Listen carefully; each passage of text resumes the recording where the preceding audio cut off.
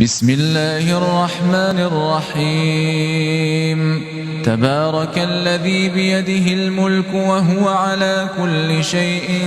قدير الذي خلق الموت والحياة ليبلوكم أيكم أحسن عملا وهو العزيز الغفور الذي خلق 7 سماوات طباقا ما ترى في خلق الرحمن من تفاوت فارجع البصر هل ترى من فطور ثم ارجع البصر كرتين ينقلب إليك البصر خاسئا وهو حسير ولقد زينا السماء الدنيا بمصابيح وجعلناها رجوما للشياطين وأعتدنا لهم عذاب السعير وللذين كفروا بربهم عذاب جهنم وبئس المصير إذا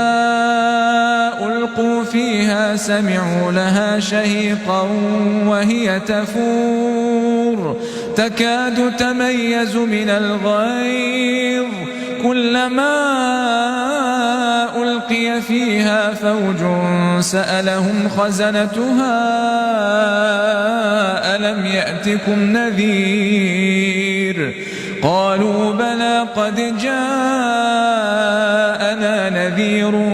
فكذبنا وقلنا ما نزل الله من شيء إن أنتم إلا في ضلال كبير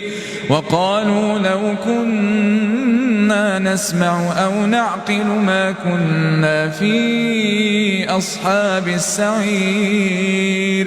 فاعترفوا بذنبهم فسحقا لأصحاب السعير إن الذين يخشون ربهم بالغيب لهم مغفرة وأجر كبير وأسروا قولكم أو اجهروا به إنه عليم بذات الصدور ألا يعلم من خلق وهو اللطيف الخبير.